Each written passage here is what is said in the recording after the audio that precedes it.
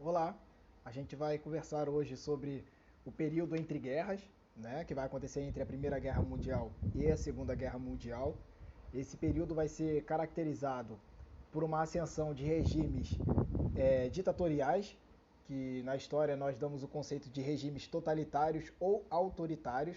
Né? Regimes autoritários, pelo próprio nome já diz, né? São governos de característica tirana, sem democracia, com ausência de liberdades individuais ou suprimidas, né? Ausência de oposição política, né? O Estado acima de qualquer coisa. O Estado, ele, na verdade, ele compõe um organismo formado pelos cidadãos, mas que eles apenas fazem parte como se fosse uma construção de massinha, né? De casa, por exemplo, eles fizessem um exemplo de tijolos, né? Não passassem disso, né? De tijolos, cimento, uma massa que vai construir algo muito mais forte e acima de tudo, de todos, né? É, Esses estados autoritários, eles vão ter características muito específicas no que diz respeito a preconceitos, a discriminação, né? Para você poder criar um inimigo comum dentro desse estado. E esse autoritarismo vai crescer de forma é, absurda, né? Na verdade, quando a gente olha, na verdade, com os dias atuais, a gente enxerga o passado e a gente acredita que não pode acontecer aquilo ou ter acontecido, mas que infelizmente, né, diante de uma nova diretriz política, inclusive no viés internacional atualmente, a gente consegue perceber que tem até características atuais em vários governos pelo mundo. Mas como que surgiu isso, né? Foi uma fórmula mágica? As pessoas realmente ficaram fascinadas com esse fascismo, né? As pessoas elas realmente gostaram desse regime, né? O que foi o necessário para que isso acontecesse, né? Qual foi o viés da imprensa, da propaganda, né? O que estava surgindo na cabeça então, enfim, né, dessas pessoas, onde surgiram esses governos autoritários, né? Nós temos o exemplo principal da Alemanha e da Itália, né? Mas a gente sabe que isso acontece também, né, em outros países, como Portugal e Espanha. A gente não vai se concentrar nesses regimes, né? A gente vai, na verdade, estudar o modelo alemão, né, que a gente chama de nazismo, por causa do partido que ascende ao poder na década de 30, né, pela sigla NASDAP, né, Partido Nacional Socialista dos Trabalhadores Alemães, né, esse partido, né, acaba a gente denominando, né, um governo fascista, né, o fascismo ele surge antes na Itália, com o Benito Mussolini, né, a gente vai tentar então traçar esse panorama desse período aí entre guerras, né, que fica ali na década de 20 e 30 até o início da Segunda Guerra Mundial, né, em 1939. Bom, então vamos lá. Primeiro, vamos estudar o que é antissemitismo. Né? O antissemitismo foi uma característica dos governos nazifascistas. Neles pregava-se a ideia da superioridade dos povos italiano e alemão. No entanto, os adeptos do nazismo afirmavam que a raça ariana era ainda a mais desenvolvida. Essa ideologia foi responsável pela perseguição a outros grupos da sociedade, como judeus, ciganos, negros, pessoas com deficiência e entre outros. Bom, então vamos lá, gente. O antissemitismo, né, pelo próprio nome já diz, é antissemita, ou seja, os povos semitas são os povos de origem judaica, de origem hebraica. Né? A gente, na verdade, nem utiliza mais o termo hebraico, né, e hebreu, a gente utiliza o termo judeu e judaico. Então, acredita-se que os alemães seriam descendentes da raça ariana, que seria uma raça de brancos superiores. Uma questão, na verdade, romântica, né, ideológica, onde os cavaleiros teutônicos, né, de lá da Idade Média, que eram cavaleiros fortes, altos, brancos, né, que seriam superiores aos outros. Então, os alemães, os germânicos, né, naquele momento ali, com essa ideologia, acreditava-se que eram os sucessores diretos, né, consanguíneos dessa raça ariana. Então, durante o final do século XIX e primeira metade do século XX, né, começaram a surgir na Europa estudos, né, eugênicos. O que são estudos eugênicos? Esses estudos, na verdade, hoje não se caracterizam como ciência. A gente chama de pseudociência, ou seja, uma falsa ciência. Eles utilizam estudos para poder induzir os resultados e demonstrarem que pessoas, por aspectos físicos, aspectos biológicos, são inferiores ou superiores às outras. Então, nos resultados deles, de forma resumida, pessoas de origem oriental, de origem africana, é, de origem hispânica, seriam inferiores aos povos de origem europeia, né? Ou seja, o branco europeu. Então, esse resultado, né, traçava vários perfis que as características deles seriam inferiores, né, na área da inteligência, seriam mais propensos a serem criminosos e violentos. Então, esses estudos acabaram embasando o conceito junto do antissemitismo. E na Alemanha, que estava arrasada após a Primeira Guerra Mundial, o Tratado de Versalhes, né, que deu fim à Primeira Guerra, impôs à Alemanha um resultado vexatório, porque a Alemanha foi a única acusada por todos os crimes de guerra, então teve que pagar indenizações absurdas e super altas para os países vitoriosos, né, Inglaterra, França, principalmente. E aí a Alemanha perdeu territórios, né? A sua força militar foi reduzida a somente uma força militar para poder proteger as fronteiras do país, né? Ou seja, um exército irrisório, se eu não me engano, só de 100 mil pessoas, né? Isso é muito pouco para um exército que for movimentasse milhões e milhões de forças, né, militares. É, e além disso tudo, o sentimento de revanche alemão começa a surgir em alguns grupos, né, principalmente nesse partido nazista, né, que vai ascender ali com Hitler como líder e com outras pessoas ao seu redor que acreditavam na mesma teoria, né, de uma raça superior e etc.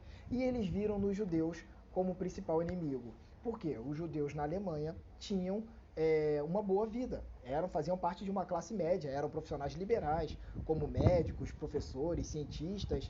Albert Einstein foi um deles, que teve que fugir de lá porque foi perseguido na década de 30, né? O físico alemão aí renomado, que até hoje é figura central para os estudos da física, né? E esse é só um dos exemplos, tem vários outros.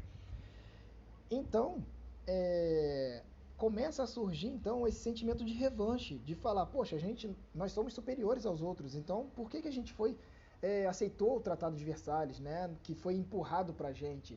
E começa a surgir um sentimento de revanche, ou seja, de retomar territórios, de expandir o germanismo, de superar os outros povos e as outras nações, principalmente a França, que é a vizinha da Alemanha, e os alemães tinham uma rixa, uma raiva e um ódio terrível aos franceses, principalmente aos judeus, né, dentro da própria Alemanha, que era uma classe média poderosa, como eu falei já, né, anteriormente, médicos, professores, donos de bancos, de comércio.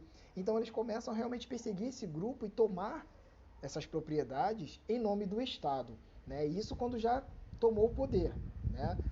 De forma resumida, eu não sei se a gente vai ter a oportunidade de falar. Ah, a gente vai ter ainda. Então, e até lá, então a gente conversa sobre isso, como é que acendeu esse poder. Beleza? A gente fechou então o antissemitismo aí, né?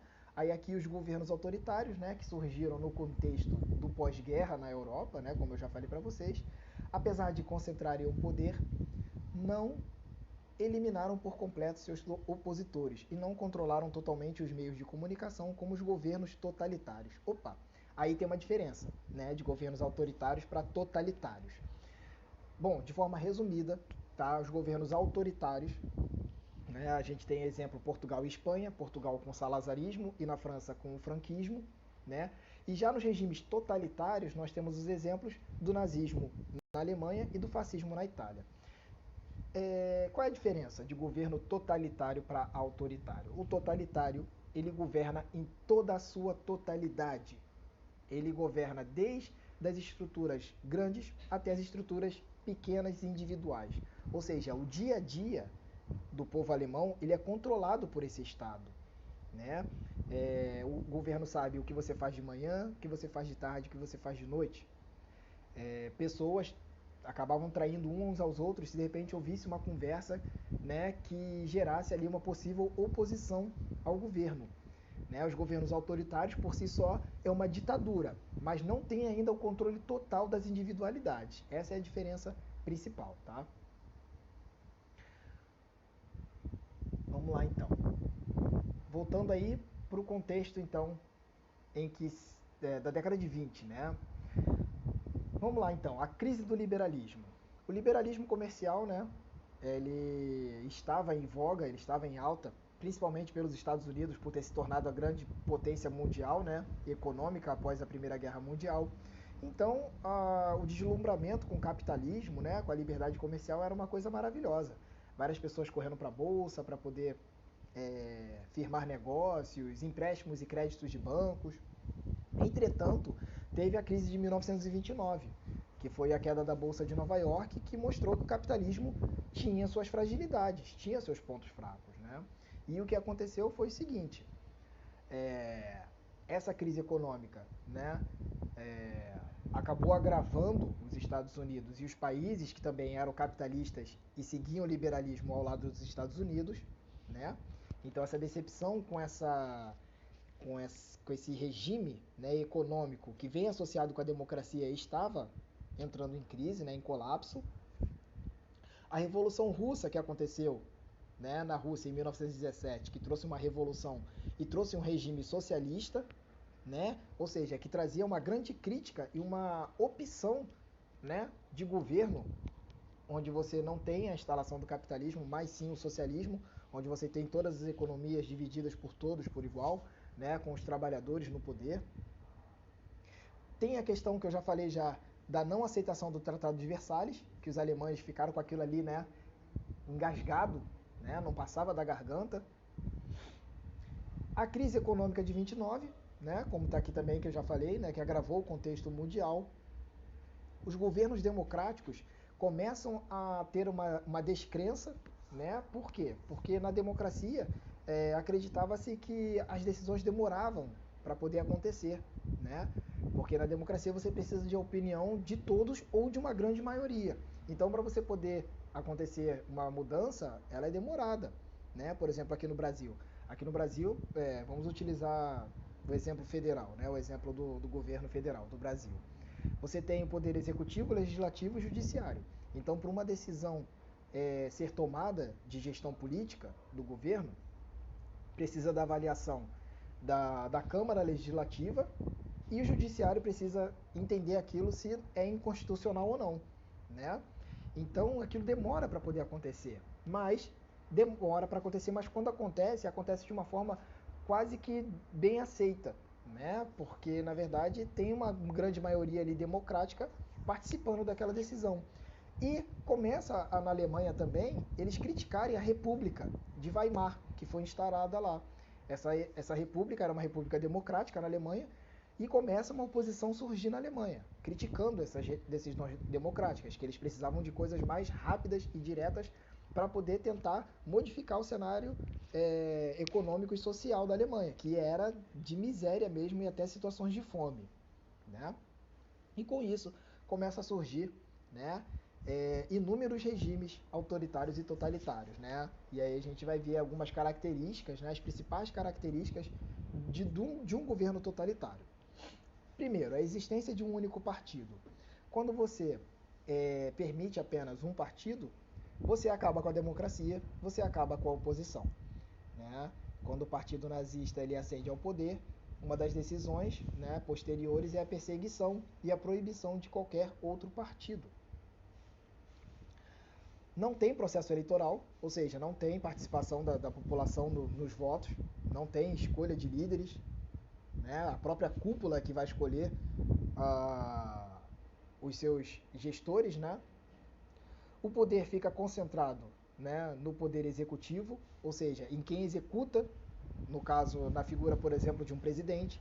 Na Alemanha fica na figura do chanceler Hitler, né, que em 1933 o Hindenburg ele era presidente, mas pressionado pelo nazismo e pela opinião pública, né, ele acaba favorecendo, e ele também era muito idoso já e doente, ele acaba aceitando, né, e declarando o Hitler chanceler supremo da Alemanha. Ou seja, ele toma o poder de primeiro-ministro e de presidente. Então as decisões do executivo ficam na mão do governador, do governante, não tendo que passar por outras instâncias para poder avaliar aquela decisão ou não.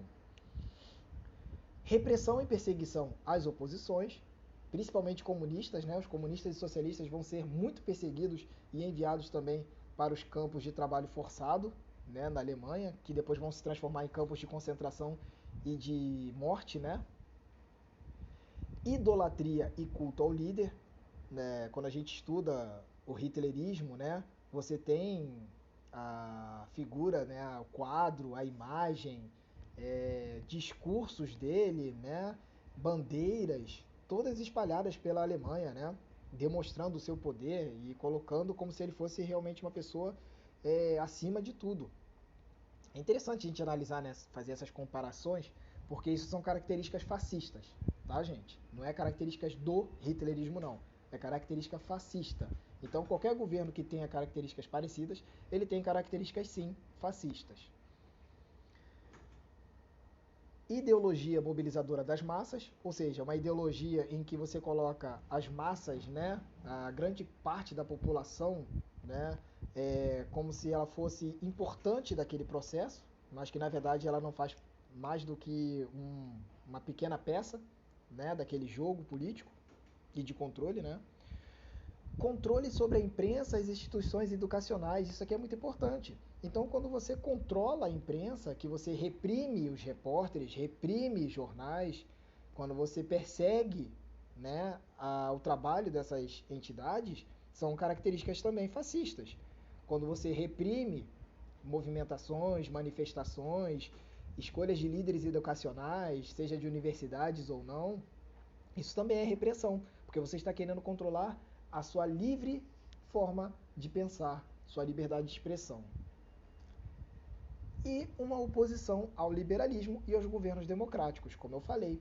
Era importante perseguir esses governos, fazer oposição, porque as decisões, né, seriam de forma mais concentradas na mão do governo executivo. Então vamos agora para, né, o exemplo da Itália. O fascismo, né?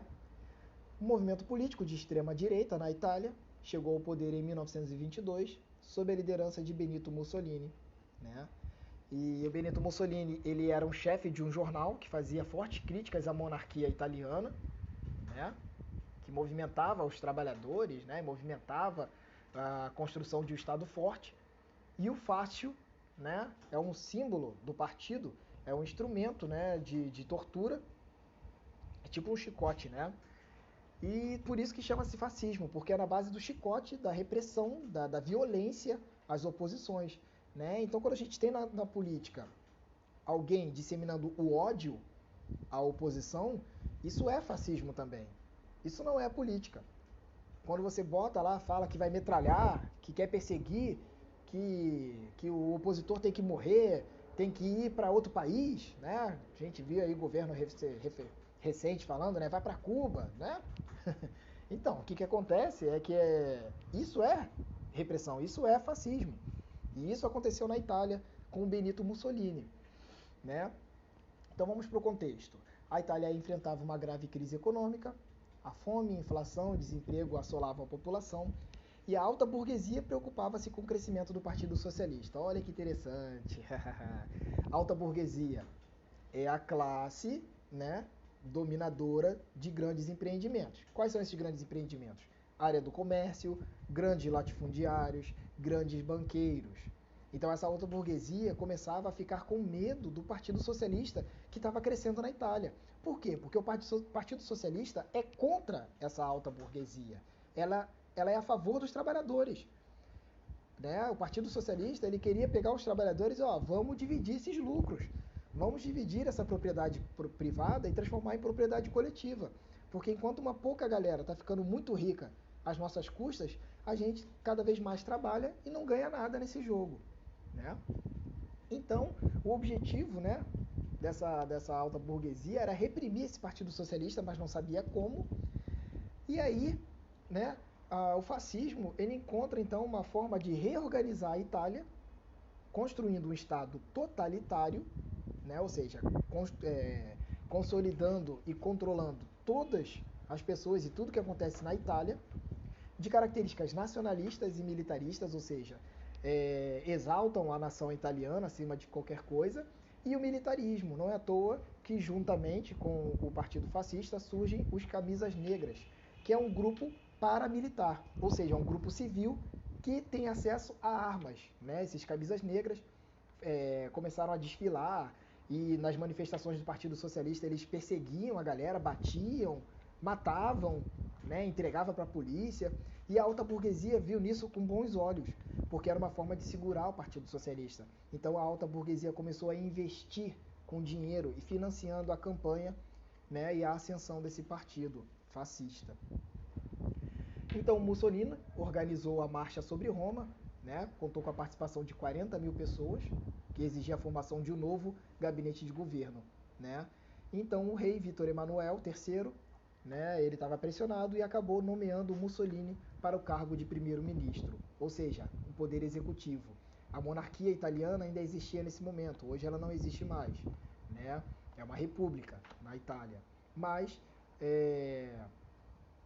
assim como na Alemanha, né, e também como em Portugal, você tem uma república parlamentarista, ou seja, você tem a figura de um presidente e de um primeiro-ministro. Né?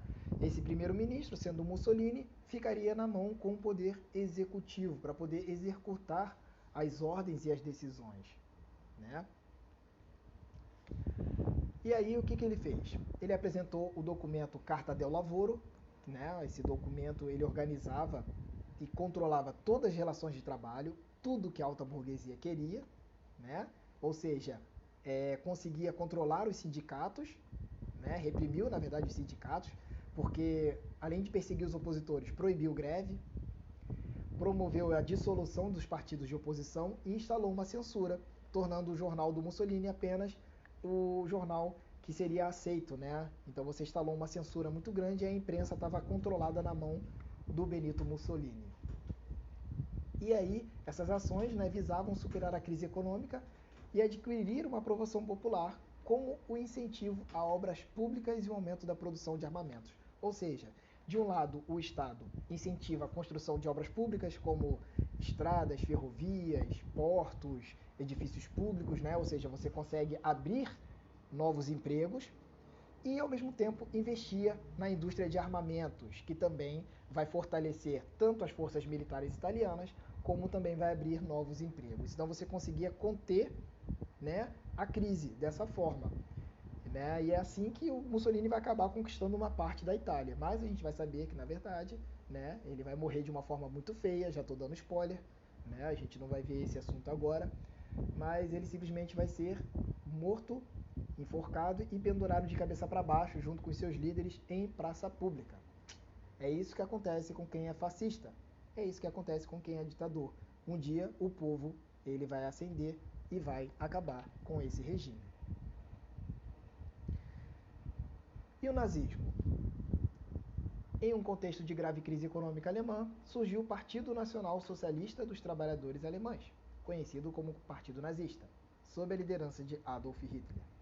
Não tem nada a ver com socialismo, não tem nada a ver com esquerda. É um movimento, sim, de extrema direita, extremamente conservador e extremamente contra, né, as ideias progressistas, né, dentro da política. Esse partido, né, tinha no nome Nacional Socialista dos Trabalhadores Alemães porque tinha um viés ideológico. O Nacional Socialista está exaltando a nação alemã, germânica, e dos trabalhadores alemães porque é a massa com que eles querem movimentar dentro da Alemanha. Na Alemanha, tinha gente que aceitava o nazismo? Sim, tinha muitos nazistas. Tinha gente que não aceitava o nazismo? Sim, também tinha muita gente, só que eles eram reprimidos. A impressão que dá, quando a gente olha para o passado, é que só existia nazista na Alemanha, mas não.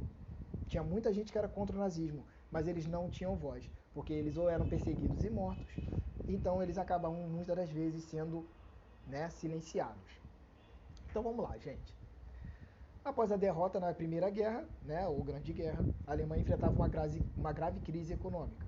O fortalecimento dos movimentos socialistas levou aos capitalistas a temer a eclosão de uma revolução socialista. Olha, mais uma vez, né? A burguesia, então, na Alemanha estava com medo, né, de ter uma revolução socialista na Alemanha também, semelhante ao que aconteceu na Rússia.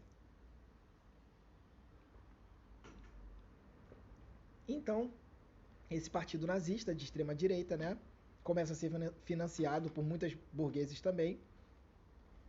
Eles, primeiramente, eles sofrem bastante para poder conseguir ascender ao poder, né?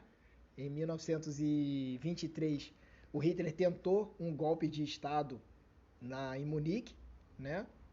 Ele acabou sendo preso junto com outros líderes, né? Lá ele escreveu o livro, depois ele saiu da prisão e aí ele foi organizando o partido, né, aos poucos e conseguiu aí uma adesão muito grande de líderes na Alemanha. Ele foi perdendo algumas, né, algumas eleições nas cadeiras do parlamento alemão, mas em 1932 ele conseguiu a grande maioria, se não me engano, acho que foi 70% das cadeiras, foi mais de 75% das cadeiras do partido nazista, e pressionado, né, o presidente von Hindenburg, ele nomeou Hitler para chanceler supremo, né? Com isso, começam as decisões aí que vão minar, né, a democracia na Alemanha. Vai ser implantado o chamado Terceiro Reich, que é o Terceiro Império Alemão, e o fim da República de Weimar, né? Dissolução dos partidos alemães, mantendo apenas o partido nazista, perseguição de opositores e proibição de greves, além dos judeus, tá, gente? Comunistas, como eu já falei, homossexuais, ciganos, pessoas também de outros países que eles não queriam lá dentro, né?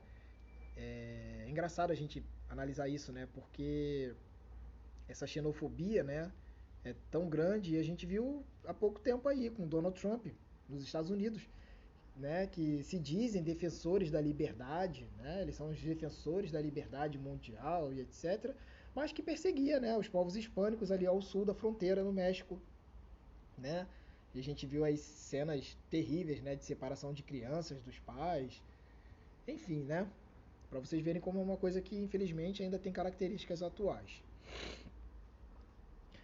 Criação da Gestapo, que era uma polícia secreta do Estado, né, e outros órgãos de repressão, como a SS, por exemplo, que perseguia realmente as pessoas e muitas delas acabavam morrendo nesse processo, né, de perseguição.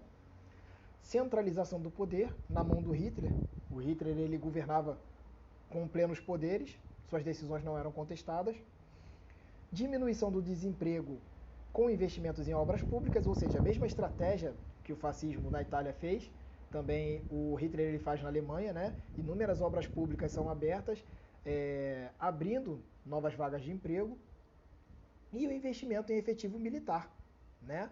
Que isso ia dar origem para sua política expansionista. Por quê?